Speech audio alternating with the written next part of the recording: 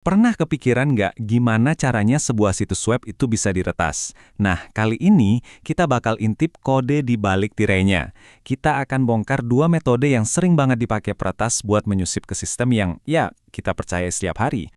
Coba deh bayangin, situs bank atau media sosial favorit kamu, tempat kamu menaruh data-data pribadi, tiba-tiba malah berbalik nyerang kamu. Ini bukan cerita fiksi ilmiah loh, ini adalah kenyataan dari kerentanan web yang akan kita kupas tuntas. Setiap kali kita mencari sesuatu, ninggalin komentar, atau unggah foto, kita itu sebenarnya lagi ngasih input ke situs web. Nah, disitulah letak celahnya. Para peretas memanfaatkan interaksi sederhana ini untuk merusak kepercayaan yang udah kita kasih. Oke, ancaman pertama yang kita bahas adalah XXE, singkatan dari XML External Entity. Namanya kedengaran rumit ya, tapi idenya sebenarnya sangat cerdik dan jelas berbahaya. Yuk kita lihat gimana cara kerjanya.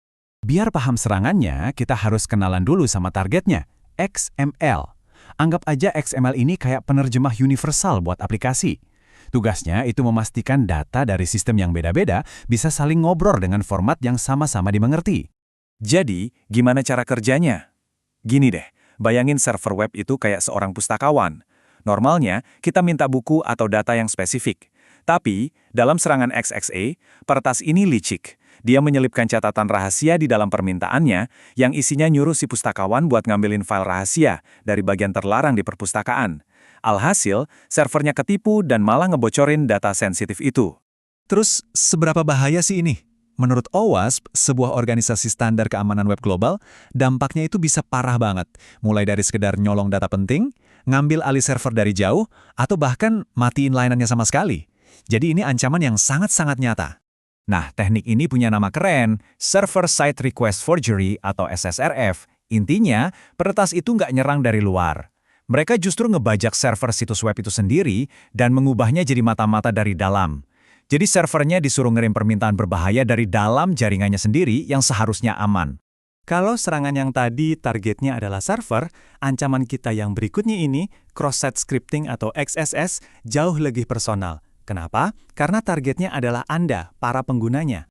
Begini cara kerja XSS. Sebuah website mungkin cuma mengharapkan input sederhana kayak nama kamu. Tapi, seorang peretas bakal masukin potongan kode berbahaya, misalnya skrip JavaScript ke dalam kolom isian itu. Nah, perbedaan antara teks biasa dan kode inilah yang dieksploitasi. Sebenarnya, browser kita itu punya penjaga keamanan bawaan. Dia nggak bakal sembarangan ngejalanin kode dari situs yang nggak dikenal. Tapi, disinilah letak liciknya serangan XSS. Serangan ini bikin kode jahat itu seolah-olah datang dari situs yang Anda percaya. Karena penjaganya mikir sumbernya aman, ya udah, kode jahat itu dibiarin masuk dan jalan di browser kamu. Serangan XSS ini ada dua jenis utama, yang sifatnya cuma sesaat dan ada juga yang permanen. Bedanya ada di cara pengiriman dan seberapa lama ancamannya bertahan. Reflected XSS itu ibaratnya serangan sekali pukul. Peretas harus nipu kamu buat ngeklik sebuah link jebakan. Payloadnya seolah-olah dipantulkan dari server ke browser kamu. Nah, yang kedua ini, Stored XSS, jauh lebih ngeri. Peretas itu menanam skrip jahatnya langsung ke database website, misalnya di kolom komentar.